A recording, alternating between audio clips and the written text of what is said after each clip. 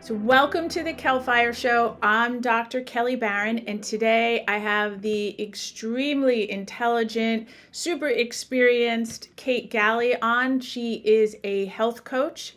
I'm just really excited to have you on, Kate. I just told Kate, I looked at her podcast list when we first started talking, and she's got over 800. So I'm humbled and I'm excited to get some of your knowledge and to bring that out to everyone.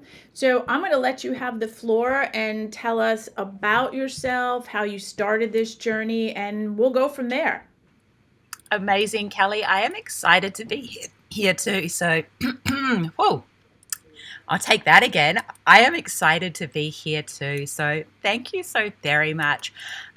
Where did I get started? You've introduced me as a health coach, which I am. So, let's start with my own fitness journey. And, I was a debilitatingly shy teenager. I remember my father used to play Brian Tracy cassettes. That's how long ago it was, in the car when we went away skiing, on how to be more confident. That's how shy I was. And I actually Wow. first got into the gym as a means by which to transform my body, but also my confidence. That was like the secret, I guess, hidden benefit that I wasn't expecting as a teenager, about 18, 19, when I first became obsessed with the gym, was the fact that you could change the way that your body looked. From I was kind of scrawny, skinny, fat, I was that typical teenage girl that was not the least bit happy or confident with my body.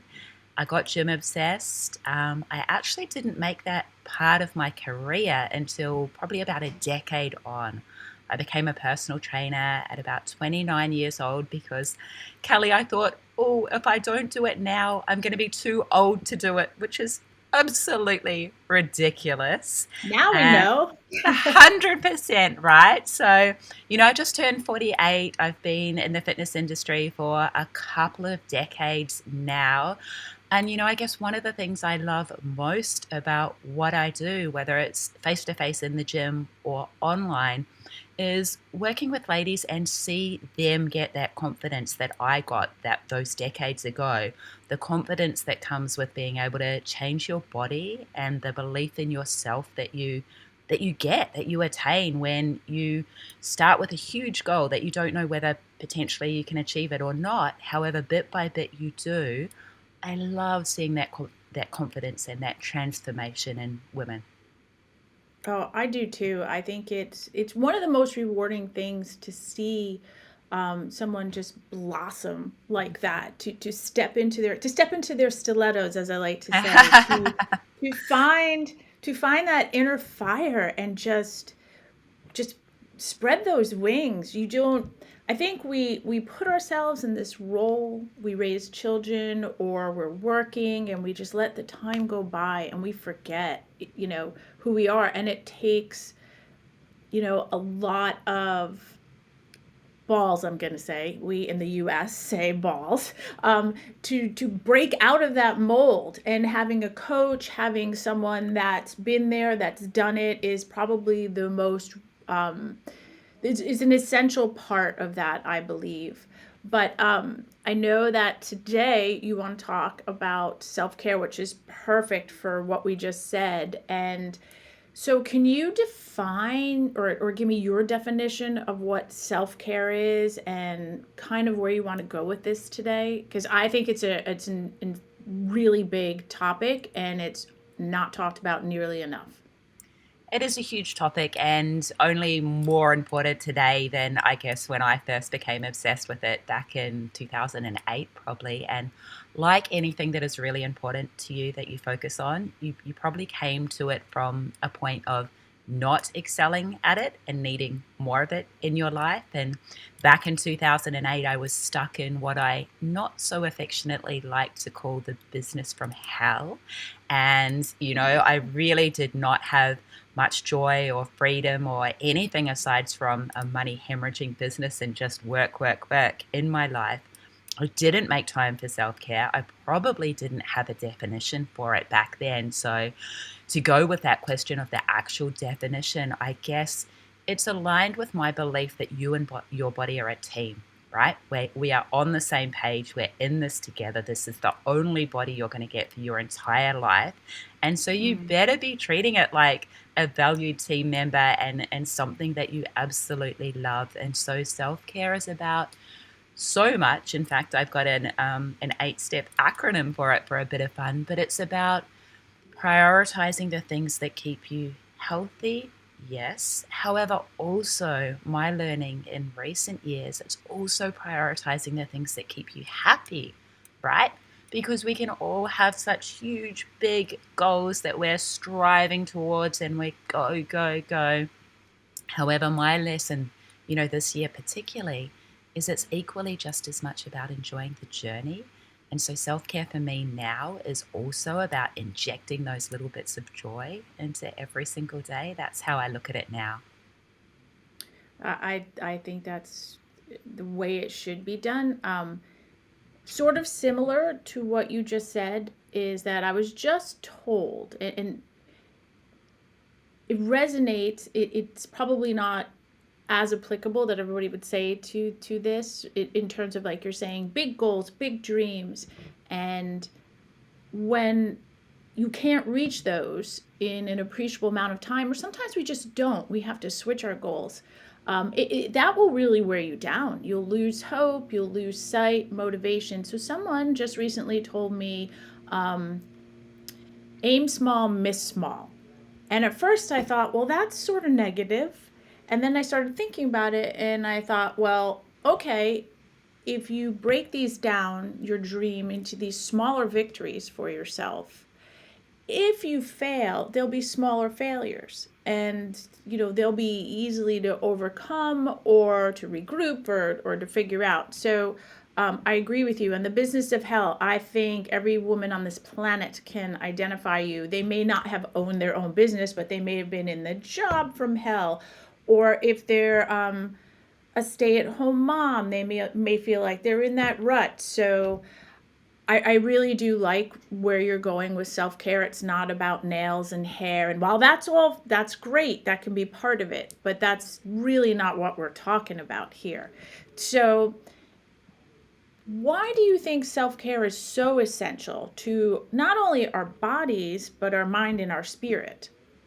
Yeah, I love that point. And some of the steps I talk about with my self care acronym, some of them are mindset focused and some of them are those simple daily habits, perhaps they're keystone habits, right? But most important for me, and I guess the foundation of everything that I do with health and fitness, is actually the mindset component, the spirit component, the stuff beyond the daily actions, the stuff that relates to, your self talk, the way that you talk to yourself, or aligning your actions with your most important values and beliefs. Like these are huge, big concepts, and they're not like an overnight switch that you flip, right? They take a lot of practice. However, these huge concepts, yes, they fit into self care. However, they're just such a broader part of living a life that, you know, where there's joy, as I said, every single day, where you're content with what you're doing, still striving, if you're a striver like I am, and I imagine you are too, Kelly, still striving, but also, just appreciating every single moment as well. That's, this all encompassing approach to self care.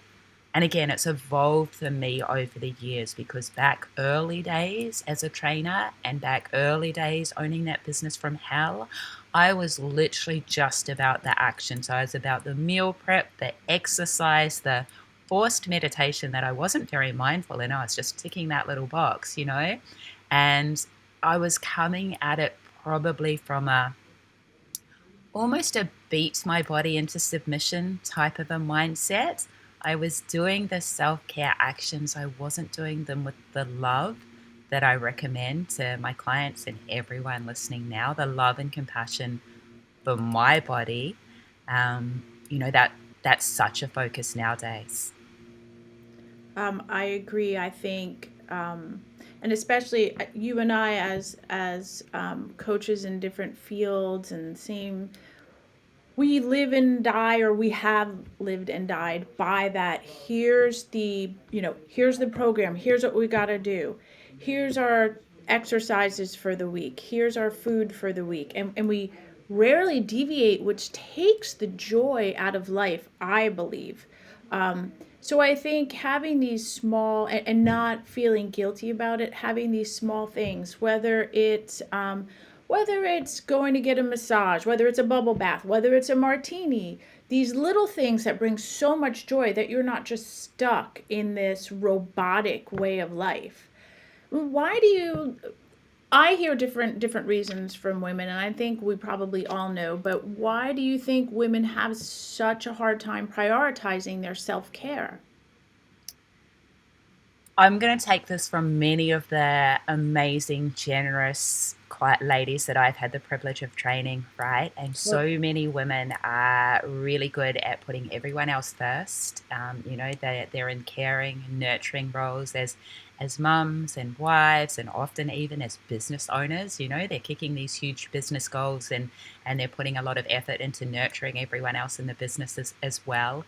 And often they don't have time, they don't make time for themselves. And I'm saying I'm learning from my clients or sharing the examples of my clients, because this is one thing that I've never struggled with, right?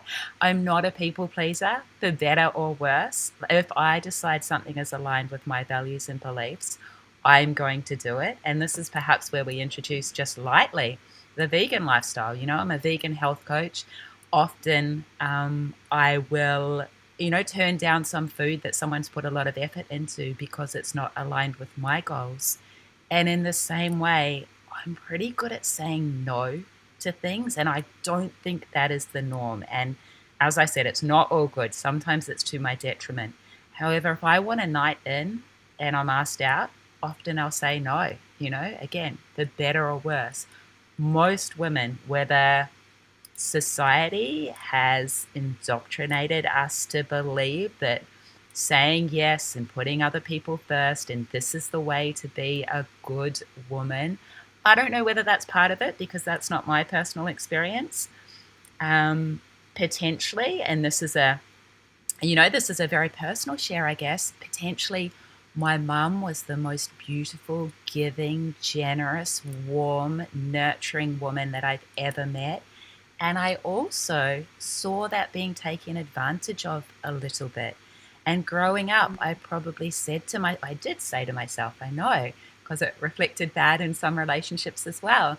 I said, I don't want to be walked over in a relationship. I want to be in equal partnership in a relationship. And that did cause friction in particular relationships where I wanted absolute equality. No, I'm not ironing your shirt. You do that, whatever it may be, because I'd seen like almost the perfect, yet to her own detriment, example of putting everyone else first.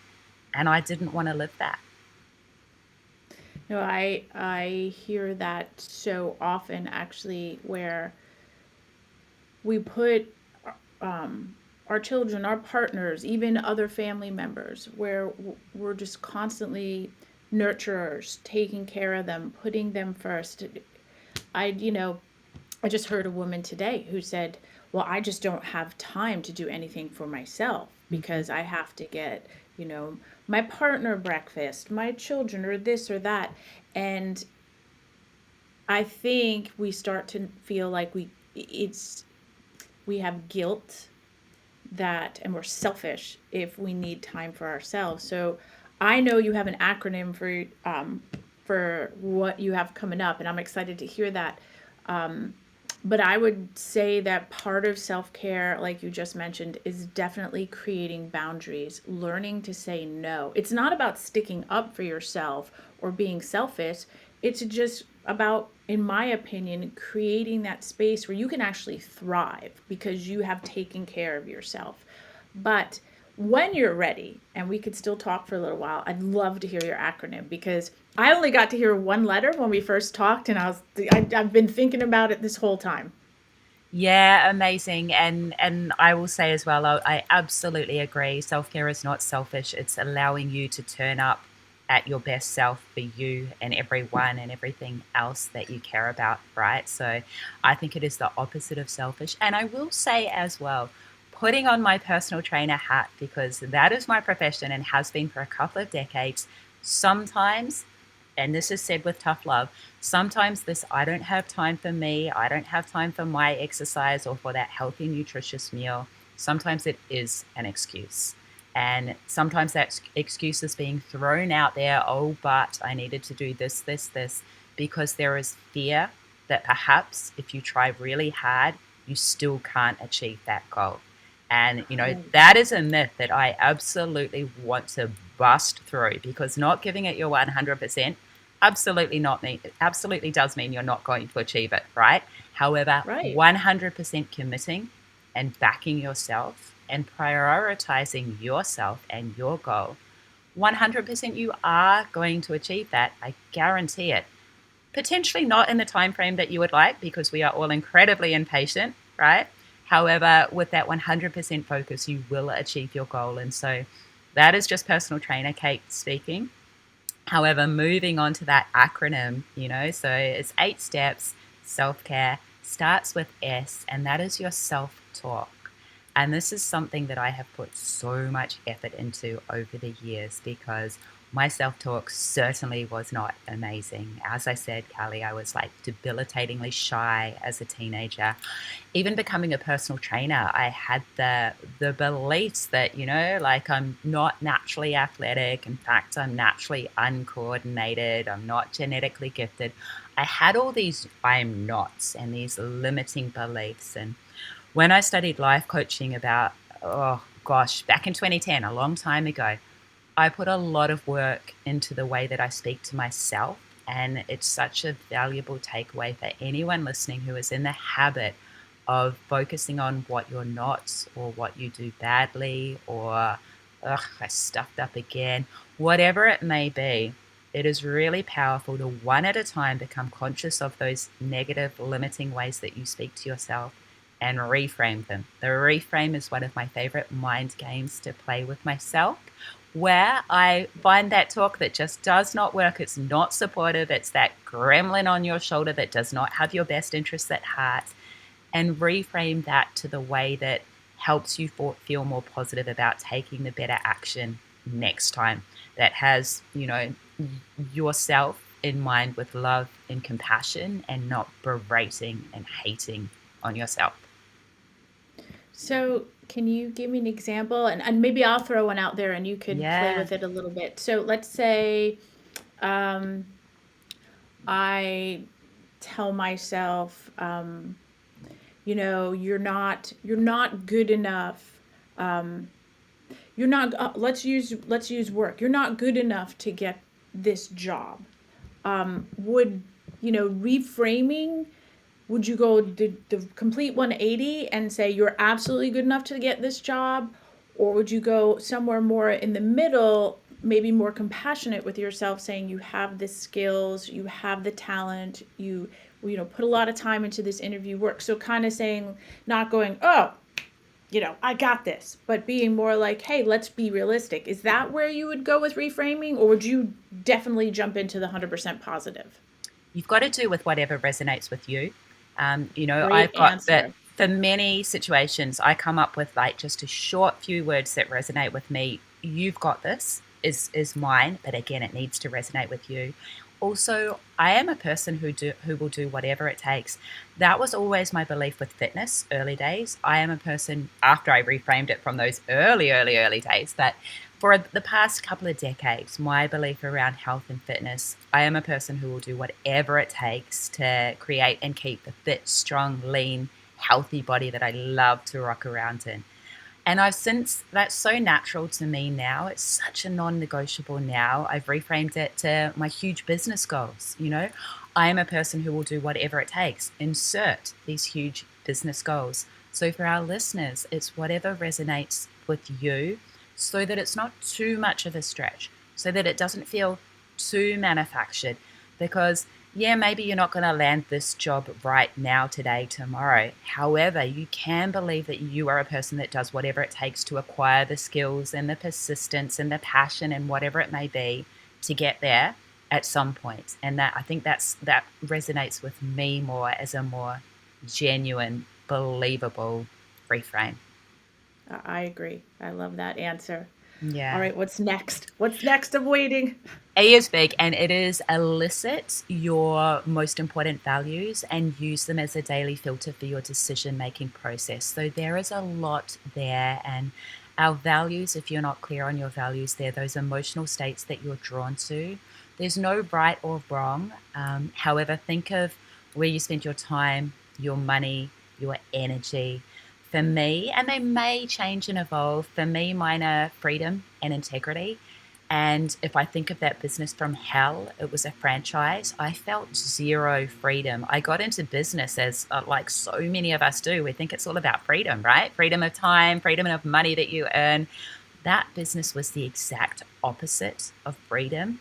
And also, integrity wise, even though I've always stayed fit as a trainer to walk the walk and have integrity, I didn't feel that much integrity in that business because I was working insane hours and I wasn't able to be creative and choose my way to do business. There was so much restriction, and I kind of had to play the game in a boys' club and not really be myself. Mm, And so I didn't feel freedom or integrity in that business. And as such, my life felt pretty miserable. And so, for the benefit of our listeners, if you get really clear on what your most important values that you're drawn to, what they are, then that's going to be helpful in terms of what you say yes and no to. Be it big decisions like a business that you're investing in, or just small daily decisions like, hey, is this the person I want to spend time with, or is this the meal that I want to eat right now, or whatever it may be. Think of those values that are most important to you, elicit them first, that's the E, and then use them as a filter for your decision making process each day. I think that's so like I'm going to write this down because well, I do I think that gives you a little roadmap, It because does. I'm imagining people are like, oh, Kelly, Kate, so great, about boundaries and doing what's right for you, but how do I know? How do I Yeah. feel confident? And like you said, when you create this little guide that you have in your brain saying these are my values and then base decisions on that. I love that one. I love A. I'm really a big fan of A so far. So Amazing. Amazing. what's next? So L is for lock and load, the big rocks that keep you healthy and happy. So I touched on the importance of happiness, of enjoying the journey. And if big rocks is a new concept to anyone, those are just those big things that you insert into your calendar before they get muscled out, after the little small things come on in. So it came from your bucket.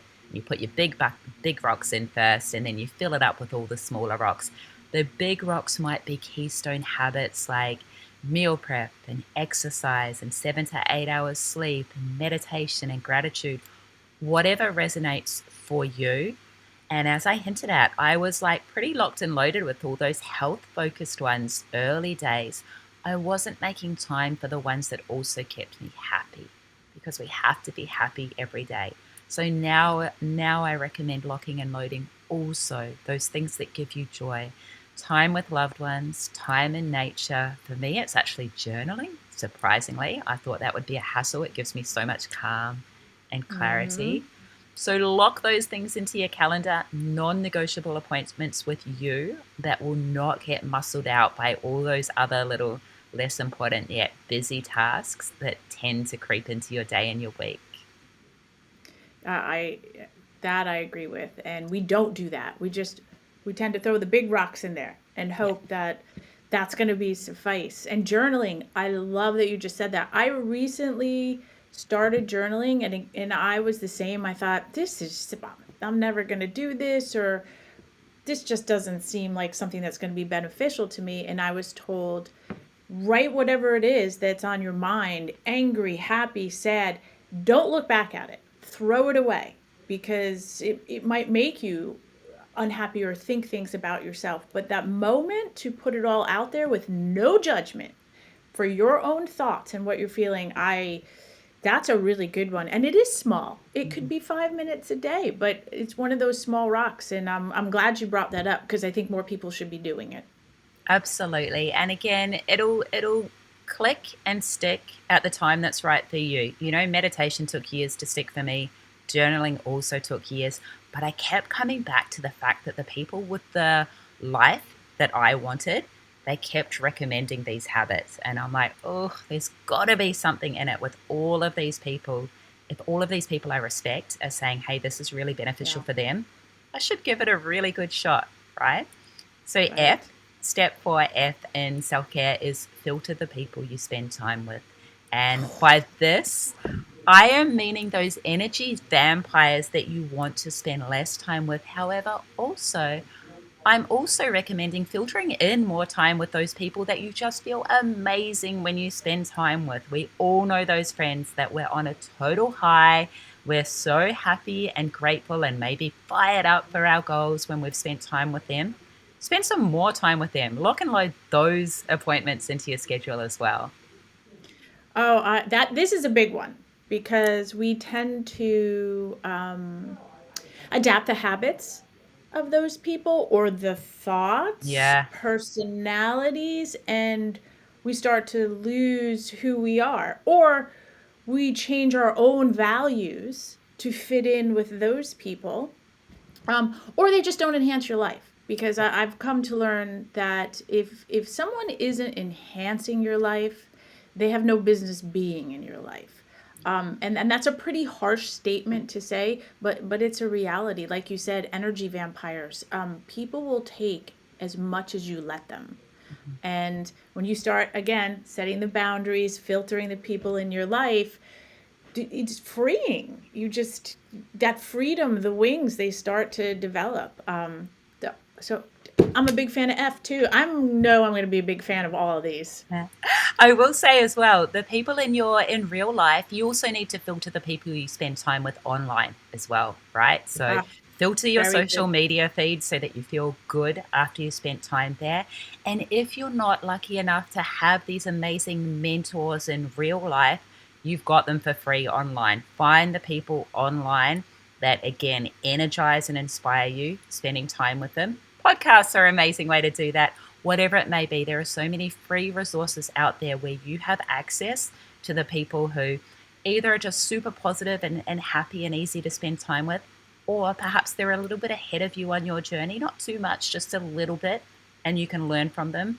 And I really consciously filter in more time spent with those people as well. Yeah, I agree, and that's an excellent point for everyone to take note of. So So what's C, next? C is the C. create a not to do list. So maybe we've spoken about a lot of things to inject into our days and into our routines, and people might be feeling a little bit time overwhelmed. So the first step there to create more time is to get really diligent with some of the things that you say no to. So think of those things that you resent, right? I am all about being super generous and doing a lot for people, and that is amazing. That is amazing if you feel good after you do it. If you are Right. overcommitted and you regularly resent it, it's actually not good for you, and it's actually not good for the people that you're doing those tasks for either. They can feel your resentment, or maybe it's just bad scrolling habits online, whatever it is that's costing you in your life, so far as the things that you're missing out on that you'd like to say yes to, or so far as how you feel after a certain catch up or action activity. Get strict with a not to do list, because that always needs to come before your to do list. I love that. Nobody makes a not to do list, We and need to. everybody's all they're all focused on the to do list. And I really think I should start doing a not to do list because I think that all the pieces so far in your acronym they all fit with each other, and having that there and being committed and strong to following your not to do list. I mean Yeah. that right there just gives you that confidence to keep your boundaries and to say no and to keep you feeling good about saying no Yeah. versus feeling guilty. So, okay, I And like that one. I want to build on that not to do list just a little bit as well, because in terms of time magicking and feeling overwhelmed with your time and wanting to insert something new into your routine, beyond the not to do list, I often do stop, start, continue. This is maybe when I want to like insert something big and new into my routine, and I think of three things I need to stop doing. Maybe it's Netflix in the evenings, maybe it's scrolling on social media, maybe it's that catch up that I resent, whatever it is. I think of three things to stop doing. I think of three things to start doing to help me get towards that goal. And again, it might be a business goal, it might be a health goal, it might just be a enjoy the journey more goal. So you've done your three stops, you've done your three starts, and then I also do three continues because that is reinforcing what I'm doing really well. Sometimes we have an amazing habit and then we drop it for whatever reason. I dropped journaling for about a week this year and I was like, why the hell did I drop that? I love journaling. It's amazing for me. So the three continues are really good as well because it's like a reference point for success, right? Hey, I've been doing this really well and I'm going to continue doing it really well. And that stop, start, continue, an extension of the not to do list. It's something I do almost once a month whenever I'm feeling a little bit overwhelmed and I do a big brain dump on an A3 piece of paper. I'll often put together that stop, start, continue list just to kind of ditch that ugly, overwhelmed beast a little bit and get some clarity on where I'm looking to go. No, I love that because and everybody's personality is different. Whether they're someone that can get to the 5 yard line and can't cross to get a touchdown, or whether you just love to just start new things, like having that ability to say, I need to stop these three things. Either it's I don't have enough time, they're not adding value, or they're inherently just not good for me. And Yeah, then I need to continue these because, like you said, you're really good at it, you enjoy it. There's no reason to push them out because you want to start something. And then starting something, that's always amazing. Like constantly bringing new ideas and not being afraid to start something, try something. You never know. I mean, you can always stop it, right? You can always drop that 100%. one. Yeah, 100%. Take it for a spin. If it's not worth, the opportunity cost, ditch it again. Now, in Right. case I sound like I'm personally nailing all of these, here is my number one struggle street. Number six, A is for a 24-hour digital detox. And Kelly, this is what Uh-huh. I am not doing well. I did it really well for about a year. It was amazing. I chose a 24-hour period each week. It was generally for me from like 4 p.m. Saturday to 4 p.m. Sunday, where I didn't do email. I didn't check social media. I might have like downloaded some podcasts in advance to listen to while I was walking. I would check SMSs for catch ups with friends and such. However, basically, 24 hours, no digital devices and such every single week. That was amazing. And I don't do it anymore. No, I agree. I think two things that come to mind for me were 2, 3, 4 years ago. It's been a while. I stopped looking on Twitter, Yeah, Facebook. Sometimes I go on Instagram and look at, it's fun to look at the pictures and this. Then you catch up with some friends and what's going on. But Twitter, I stopped. And then probably 3 or 4 months ago, I went on. I don't know why I did it. And now I'm in the black hole of just, I can't, I'm like, well, let's see what's going on. And the other is, and this one's a big one, I think. It is different when your phone is an extension of your business. yeah, The computer, the phone, like if you're virtual, things like that. But creating that boundary on SMS text, that's a hard one. And I think we're so conditioned. We see the one pop up on the message and we're like, oh, I have to look at that right away. I think we've gotten really good at avoiding phone calls, but text, that's a big one because you're not really sure what that text is going to say. It could make or break your day sometimes, or it could just aggravate you. But it'll take time away from you because now you either feel like you have to answer or you have to take action on something. So, yeah, I agree with you. I am not good in this area. I need to get better. I think everyone needs to get better in this area. 100%. And it's those boundaries. Most of us know what works for us. It's just implementing or re implementing and sticking to it. And you're going to have like tighter or looser boundaries with specific people as well. And Yep. also, I would say we teach people how to treat us. So I kind of have a period of time where I'm not going to reply to clients after that period of time, in the same way that I'm not going to SMS my clients when I wake up at 4 a.m. because that's disrespectful to them.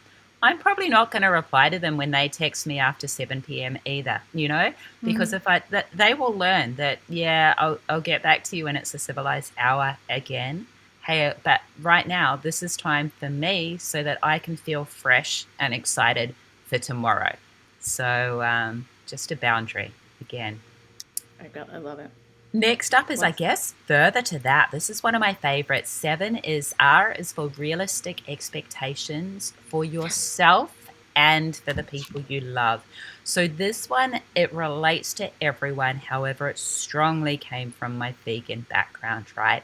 I would have these unrealistic expectations. Well, A, for myself in like the time frame that I wanted to make huge difference in the world, and B, for my loved ones who weren't on the same page.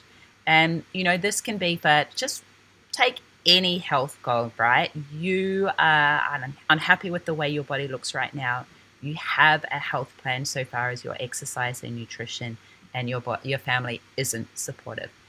And that can feel really, really hurtful. It can feel like a personal attack. It can feel like they don't understand you. They don't care enough about this thing that is really, really important to you.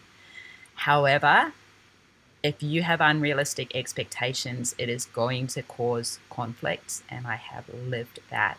And often we need to lower the bar to raise our chance of success. So, in the same way that with our huge goals, maybe we personally need to make them a little bit smaller, a little bit more achievable so that we are making progress and we are encouraged to continue. Equally, sadly, often we need to lower the bar of our expectations for our loved ones as well, because berating and nagging and judging them into it is never, ever, ever going to work. Trust me, I've tried it. It's not effective and it's not fun, and it's going to erode your relationships. I have experience with that, and I'll agree 100%. That's it. And it takes a lot to swallow your pride, Yep. or to look inward a little bit and say, because often our goals are very personal to us, Yep. and like you and I, we probably, if we've created a goal, we've probably studied and researched, and we know. Let's just say it's a new, we'll use a new exercise program, or we're going to go into strongman or powerlifting or bodybuilding. We know it inside and out. We have Yep. looked at everything online. And so we're very regimented. We know the things we need to do, how we need to do it. We often expect everyone else to magically know as much as we do and to be on board just as much, our loved ones. So, you might, it might be something where you're like, we got to work out, and you're seeing your loved ones, they kind of, I don't want to say mock you, but they kind of question you. Why do you work out so much? What's wrong with you? They just don't know. And if we, like you said, bring our expectations down and say, it's really important to me, it may not be as important to them. I want support. I may not just get the level of understanding or support that I need, and that's okay. And you're right. 100%. So many conflicts will be, you won't even cross that bridge. None. And something that's really helped me, and this comes from NLP, neuro linguistic programming, is the concept of we all have different maps of the world. So the map is not the territory. Our map of the world relates to our unique values, beliefs, goals, life experiences, and more so what we make all of those beliefs and life experiences mean. So if my number one value is freedom, and having a fit, strong body equals freedom to me. Someone else's number one priority or value might be family and connection, and they see the way that I'm eating and exercising as taking away from precious time with their family. Exactly. They could reframe that. However, again, it is their map of the world. It's not their priority right now, and I need to respect that. Mm-hmm. And that's been a really good learning for me that, Callie, I need to constantly remind myself of almost every day. Yep. Yeah. Same. Same. But it's true, and that just goes back in terms of self-care, that avoiding that conflict, recognizing again that that's not the map of your world and that's okay, that's the map of their world, brings you more happiness Yes, because you're more positive and you're happier and 100%. you're like, it's okay. Adapting that attitude is it's okay. Yeah, Yeah, yeah, that's a huge one. Okay. absolutely. Last point, like E is the easy 5 minute fixes, because sometimes we're like, Kate, I don't have the energy to elicit my values and use them as a daily filter for my decision making process. Or, I don't have the willpower right now. I'm going through menopause. I'm not going to lower my expectations for the people around me. I'm putting up some boundaries and I expect more of them, whatever it may be. Sometimes we do want the quick fix, and that is okay. So sometimes it might be 5 minutes of sitting in the sun or walk around the block, 5 minutes of Mm. easy exercise, dancing to a song, calling a friend, whatever it may be. Just that 5 minute quick, easy, low cost, low time and effort input fix that really can be very beneficial. And I will say, these are some of the things, call them easy fixes, call them small treats. I now consciously look to inject them into my every single day as a conscious part of prioritizing enjoying the journey, right? It's not all about the strive. It's about, hey, I love this like calm coffee, looking at the stars in the morning because it's still dark when I get up with the cats milling around me. Whatever it may be, these little treats in your every single day or easy 5 minute fixes, whatever you want to call them, I think they're a really easy and important part of self care. Oh, I agree. I call them wins. So I Yeah. with whoever I'm, speaking with myself, just one daily win. And like you said, the win could be that you got that 5 minutes of time to sit and have coffee and in a quiet space and sort of either reflect on the day or get ready for the day. Just a win. It doesn't matter what it is. The win, some days I'm amazed I made it through the day, and that itself is a win. Yeah. So striving for those small fixes too, like you said. And a fix, I love the word fix because you could be in a horrible mood, or you got a bad text, you have something from work, something's not going right, and if you take 5 minutes to just find a fix, maybe it's a fix with your heart, with your attitude, with your thought process, your outlook, your boundaries. Yeah, we need more fixes, these little baby 5 minute fixes that are not hard. Yeah. I Absolutely. love that. um what of all, and you may be biased, of all the self care that you've talked about, what is the most essential that we should be at least implementing in our lives? I mean, that easy go to is lock and load your big rocks because there's so much there, right? However, my heart actually tells me it's more about eliciting your most important values and using them as a Mm. daily filter, because that has so much impact everywhere. If anyone comes to me with a health goal, my first step so far is laying the foundation for your future ongoing success is to get really clear on, yes, your goal, but also your values and beliefs, and align them. It's all about living an aligned life where we know what is most important to us. Again, those values, also your beliefs, and then making sure that your daily actions are congruent with those, so that it basically eliminates the decision making process, and it eliminates conflict with yourself. Conflict with someone else is hard enough. That's horrific. That's awful. Conflict with yourself, where you don't feel like you're taking the right action, or you don't feel like you're supporting you, where you don't feel like you have your best interests at heart, that's even worse, right? And that's what erodes your self belief that you're a type of person who can achieve this goal, make this change, do this thing, whatever it is. So again, long answer, I'd come back to elicit those values. I am I'm so happy that you shared the acronyms. I think they are really it may seem like a lot of information to everyone, but they really, the way you've laid them out, they interlock so Mm-hmm. easily.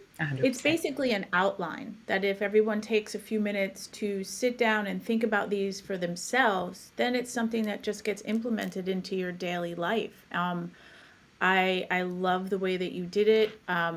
I think there's a lot of value, and people should sit down and you brought up women in menopause, perimenopause. It's bad enough the physical that we're going through, and then sometimes we don't know what our values are anymore. So it's really good to have, because brain fog and you're not thinking clearly, hormones have gone crazy. It's really good to have this framework so that you have something to fall back on and rely, and to say it's okay. All this stuff that you're going through is okay. Um, I loved it all. It was brilliant. I think you're brilliant with this, and I could talk about the acronyms forever. But I have three things that I always ask a guest. Now, usually Amazing. it's about menopause and their experience. So we're gonna put them towards self care and Okay. where you've come from all your life. You could tap into fitness, self care, whatever it is. And the first question would be your journey, your experience over all these decades. Um, if you could name that journey after a cocktail, a mocktail, a non alcoholic drink, anything, but a beverage of sorts, what would it be? That is a really tough question. It makes me want to share. I'm such a Shiraz girl. That's a red wine, but that's a bit of a Mm-hmm. boring name. So I'm going to say a Moscow Mule because I used to Oh, love that when I was a youngster. I don't drink them anymore, but I am a bit of a vodka girl. And lime, what is it, ginger beer? I just think it's got a bit of a kick, right? That mule. So I'm going to go with Moscow Mule. so I love that, and especially in terms of this conversation, because a Moscow Mule comes in a fancy, if the fancy copper mug or in a metal mug. They come in all different metal forms now, but it's fancy. That's the point. And then it's got its color and it's spicy. It's kind of like you feel good about yourself when you have that, but you're fancy when you have the Moscow Mule. So I like that. And I think it's actually a very bold, you could get a margarita and that's, run of the mill, but you get a Moscow Mule, it's a little bold. It's a little like, I know who I am. For So sure. I love that. If you could give your journey um, in teaching yourself self care as a coach, whatever area you want to focus in, a title. It could be a title you make up right now, like a catchphrase, a tagline. It could be a movie. It could be a book title, whatever you like. What would it be? This is more like advice, but we'll call it my title as well. I always come back to back yourself 100%. That's been my Back biggest yourself. learning. Writing it That down. that would be the advice I would give my younger self. And it keeps coming up in my life. And Hmm. whenever I'm struggling, that tends to be the solution. So back yourself 100%. There's my very first guest. She was 22. So it's an interesting, or a second guest, sorry, Sylvia Jones. It was interesting because no menopause, no perimenopause, 22, she's just hitting childbearing years. Yeah. But she has that exact attitude that you just described at 22. Amazing. She is backing herself 100%, and that was not in the same words but the same concept. She was not going to compromise in her life, and she learned that so early. So we've got Amazing. one out there, Kate. I'm One good on that's her. young. Amazing. I love it. Good. All right, last fun question is, if you could give it a song, any song you want, but if you had a theme song for your journey, what would it be? This one always gets everybody. I know, right? And again, I guess you just have to go with your heart, hey. And this doesn't sound very supportive, but I do love Eminem Till I Collapse. That's a great training song, and it's almost like a lesson in not what not to do, right? It's almost like the anti song to my life. Till I Collapse is kind of like me and that like push, push, push, push, push, and here I am saying self love and self care. Maybe just it's. I think that song is a bit of a warning to me. Don't push yourself until you collapse. Just take a bit of time out and Right. enjoy the journey, right? No, I love that. I have a playlist on Spotify for the podcast, and every guest. So this is the most eclectic list I've I ever bet, had I because I bet. keep putting songs on. I've got, I think there's an Elton John on there. Now I have Eminem. We might have Guns N' Roses. Oh, yeah, love We Gunners. definitely have AC/DC on there. So Amazing. we're all over the place, but I love this because each song represents what someone feels either in their journey, what hypes them up, what they feel Yeah, resonates with them. yeah. But you actually you did that one really quick. Most people just stare like I froze. I was like, I don't have an answer for this one. Um, I trust my so heart, and it popped into my head, and I'm usually going to that's trust the things that pop into my head. It is a good fire up song. When you need a you've got this, or when you need to get your training done, whatever it is, it's a good fire up song. no, I agree. Well, I am so grateful that you came on today and shared. This is really personal stuff, and it's very important stuff that I think we all need to start implementing in our lives, reflecting on what we have been doing. I'm very excited because Kate has agreed to also come on again to do a totally different topic, but one that she is very versed in. So we are going to record a podcast for everyone out there. It's primarily based around vegan, but vegetarian as well. Am I right in that? Because I know so many women, folks in general, but women struggle A with protein, and then B, if they're vegan or vegetarian, it's a landmine. They can't figure it out. So it's probably one of the biggest questions I get in terms of nutrition. So I am fired up to have that conversation and to get your knowledge because you've been living it for quite some time. And so we all have that to look forward to. And Kate, I'm going to say that I'm going to try the website, Eh, and then you can correct me. Strong Body Green Planet. yeah.com. Oh, I did it. You did I it. did it. I did it. That is Kate's website. She also has her podcast. And what's your podcast, Kate? Healthification. Yes. So I encourage everyone, I'm going to get links from Kate to put up so you can follow along, listen, visit her website. Um, it has been an ultimate pleasure to speak with you.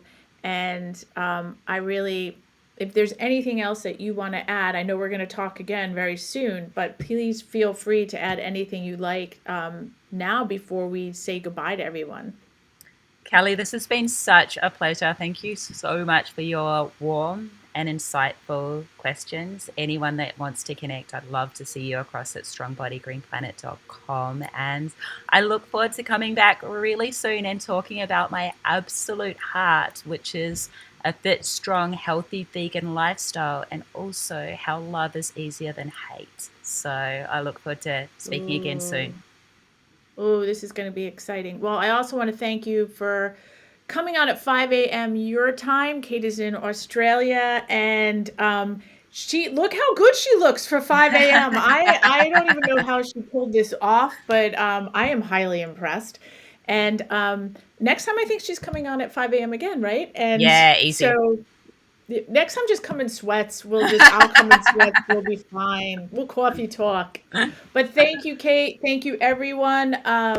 If you liked what Kate and I had to say, absolutely go check out Kate's stuff. Or like, subscribe, follow me on social media. Kate's got social media, and both of us, we will speak with you guys real soon. So thank you again.